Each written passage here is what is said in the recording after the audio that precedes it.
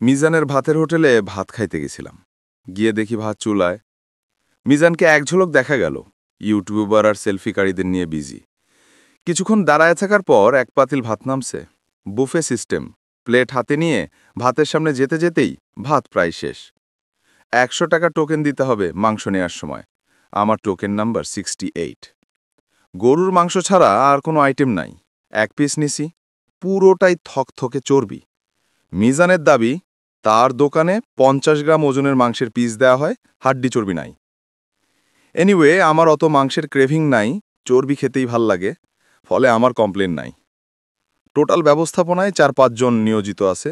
একজন টাকা নিয়ে ডিব্বায় রাখে, টোকেন দেয়, একজন রান্ধে খুন্তি নিয়ে নাড়াচাড়া দেয়, একজন লাইন মেনটেন করে, একজন পাতিলের সামনে দাঁড়ায় চিক করে কেউ এক পিস বেশি নিল কিনা। একজন আসে একটু পরপর এড়ে তারে জিগায়, ভাই কেন আসছেন? বললাম, খাইতে আসছি। পরে আমারে বলতেছে, খাইতে তো আসেন নাই, অন্য কিছু আছে। আপনারা চিনি, আপনি ইলিশ মাছ নিয়ে ব্লগিং করেন। আমার এই ধরনের আইডেন্টিটি কে কেমনে বানাইলো বুঝলাম না।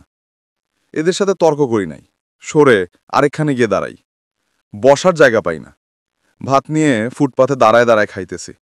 খাওয়ার মধ্যে ইউটিউবারদের কয়েকজন দেখি ভিডিও করতেছে। আমি সরে টরে গেলাম, লাভ হয় না। আরেকখান থেকে আরেকজন এসে ক্যামেরা ধরে। এনিওয়ে, খাবার সুস্বাদী, আমার ভাল লাগছে। আমার ধারণা এত ইকোনমি প্রাইসে সেল করে মিজানের খুব বেশি প্রফিট হয় না।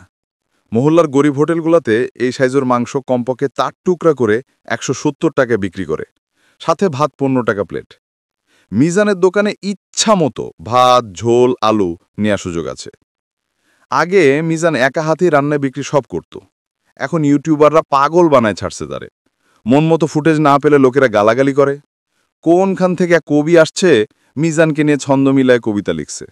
মিজান পাত্তা দিচ্ছে না দেখে মিজানকে প্রায় মারতে যাচ্ছে তার লোকেরা।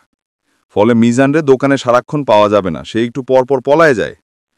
আগারগাঁও মেট্রো স্টেশনে নেমে আইডিবির সামনে দিয়ে অল্প হেঁটে আগালেই মিজানের ভাতের হোটেলের ভিড় দেখা যাবে। ইউটিউবারগুলোর যন্ত্রণা না থাকলে এভরিথিং ইজ ফাইন। মিজানের জয় হোক।